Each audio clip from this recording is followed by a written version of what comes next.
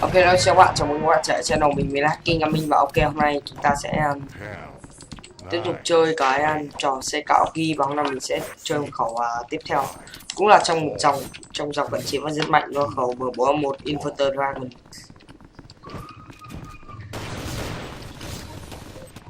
Nó cũng cùng loại với AK Inverter Dragon luôn, mà độ phộng đó mới ván đầu đã làm rồi. Coi cận chiến cũng mạnh luôn, gần như là ngang với khẩu Spaceship. Hôm trước mình đọc nhầm khẩu kia, khẩu AN94 Spaceship chứ không phải là M14BR EBR Spaceship rồi. Mình phải điều hóa thành cái con kia chứ. Ui, bay sát luôn.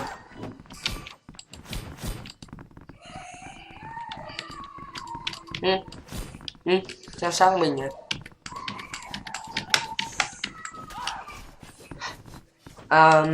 Mày còn muốn làm intro không tao? Ra bình luận game với tao.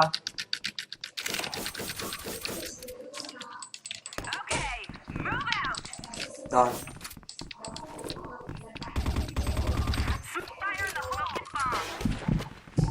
Ồ, tránh ra nào. Chứ độ giật rất ổn định, hầu như là không giật.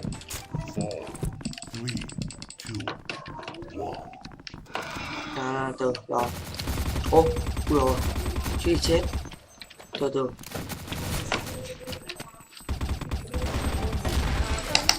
ui, thôi từ chạy đã. Nó đang đông dom ấy, chạy, nó đang đông dom.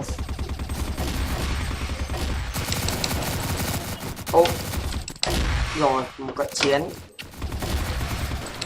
thứ hai, cận chiến thứ ba. Ồ, sao phòng tự nhiên đông dom này. Nào, thôi tao đi giết chiến binh đã.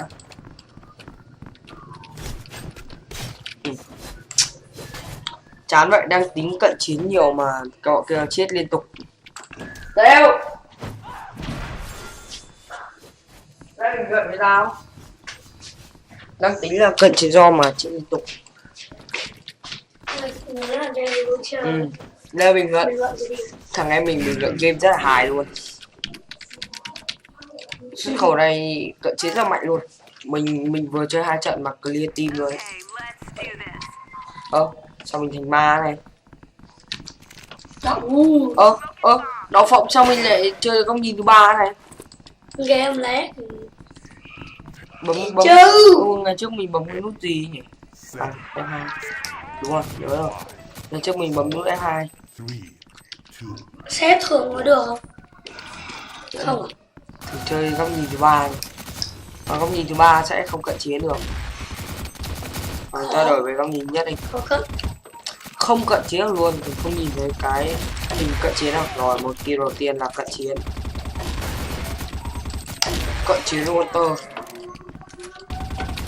Mày, ui, cận chiến chưa tôi. Chết ngay. Cái này nó không bị lag nữa. Lag này. Sao lại G kìa? G này. Cái này bắn nó không bị phải như kia. Mạnh Quỳnh Gaming, fan Mạnh Quỳnh Gaming đã sửa lỗi. Anh đã bỏ con đường ca hát để đi theo làm mod game. Rồi ạ.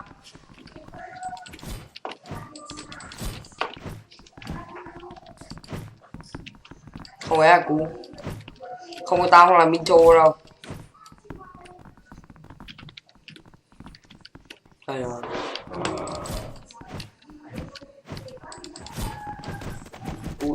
Úi rồi xúc cả màn này.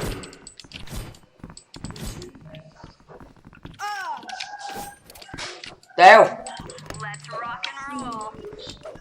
Tắt vào thầy em. Tôi sẽ còn cận chiến cực kỳ mạnh luôn. Nhưng mà một cái trận kia nhiều dom quá, thành ra là không có cận chiến được.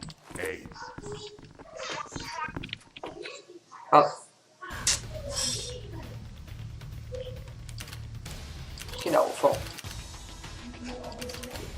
Đang chơi mà nó lại ao.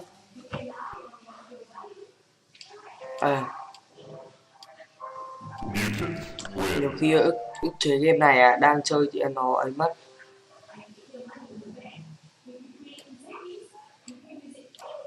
Rồi, thôi để tạm thời để vậy.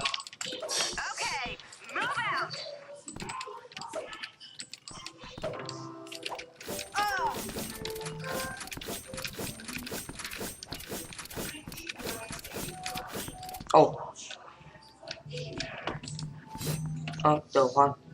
Chưa thêm boss. Rồi. Đâm map thế kỷ 25.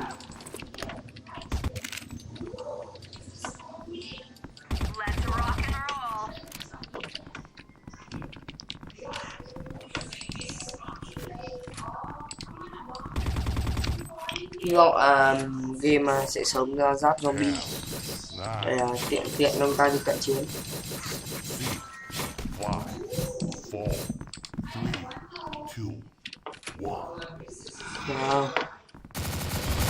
Đây rồi. Một sao mạnh như vậy?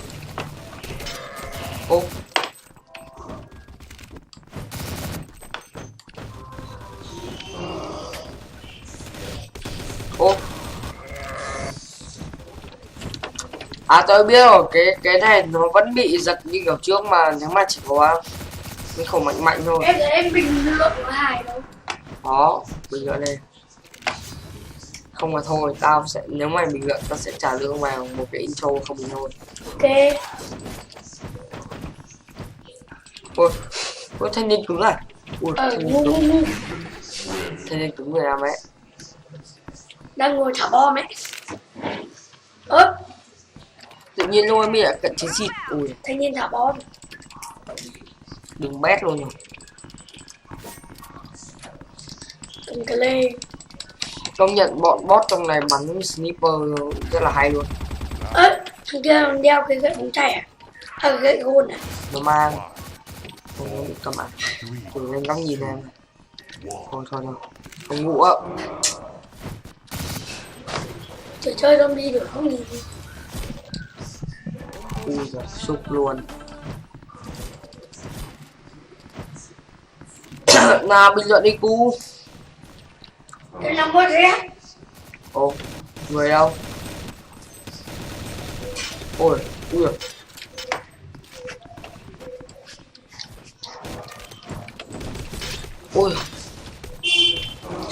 Tưởng chỗ này tưởng đâu rồi. Nhưng mà bắn bằng mấy khẩu kia nó mạnh quá không bị sao. Đấy 2 thằng bắn nó mà uống. Đấy nó bắn bằng cái súng này. Từ Đết hắn đi rồi.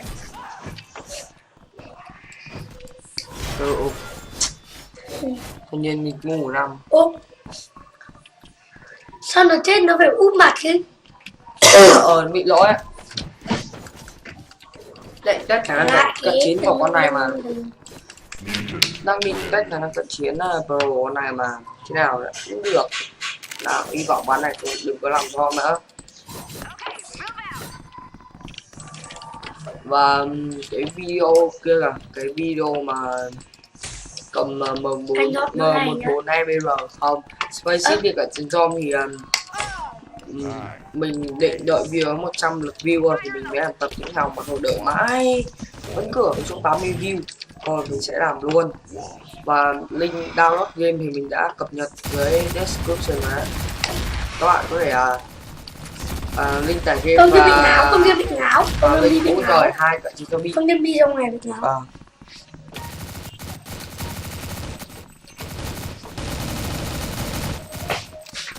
Thì mình đã để link download và link rất cài đặt cộng download game ở dưới phần chú thích. Mày ui từ rồi cứ phải ăn mấy viên nào mồm thì nó mới cận chiến nghỉu. Hết đoán nhanh thế, cận chiến quá mạnh luôn, clear team. Bình luận đi cô. Thì mình đã đã để link video hướng dẫn download cài đặt và fix lỗi ở dưới rồi, cộng với link download luôn. Thì các bạn có thể vào cái này, bạn nhấp vào đường link đấy, nó sẽ tự động đến cái video các bạn.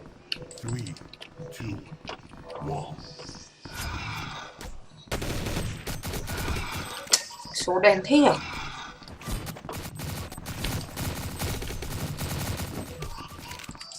Nào thằng bắn tạo, thằng nào tạo cho lũ kia một hũ mắm tôm luôn. Rồi chỗ bị luôn, tiến hóa luôn. Xong xong. Con tơ này mắc mạnh.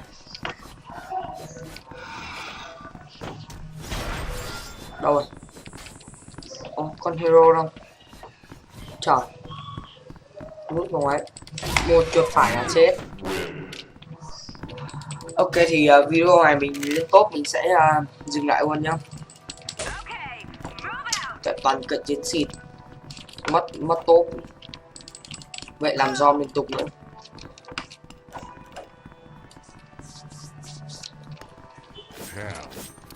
Bạn nhớ ủng hộ channel mình nhá, thì channel mình sắp được 100 subscribe. Nếu được 100 subscribe mình sẽ stream kỷ niệm. Hoặc là mình tổ chức một trò chơi nhỏ gì đấy. Mới là phần mình sẽ tổ chức một trò chơi hoặc là một giveaway. Giveaway nhỏ thôi, không phải giveaway lớn.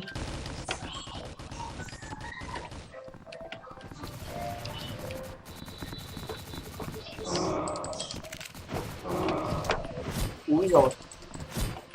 Ui, zombie mắc mạnh. Tiến hóa luôn.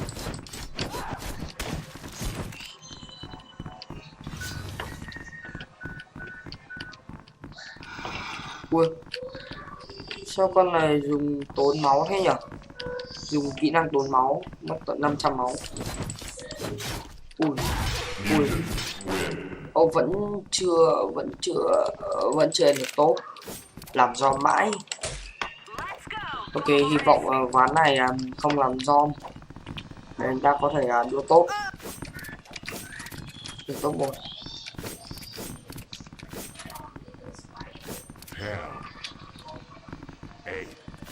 Và nhận xét thực sự khẩu này cận chiến cũng rất là mạnh, như là khẩu spicy luôn, ngang với khẩu spicy luôn. Đấy, thực yêu bắn vài viên đã lao cận chiến, rất là hổ báo. Đấy, do máu đỏ hay gì mình đào sóng này. Đấy, con do máu đỏ, máu đỏ thì là không thoát được đâu.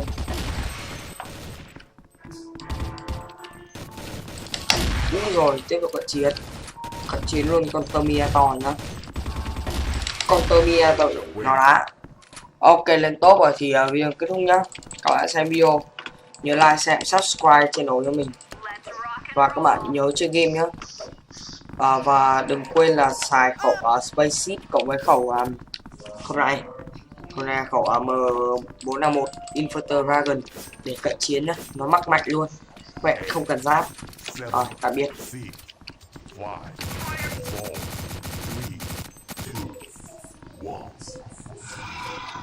What the fuck?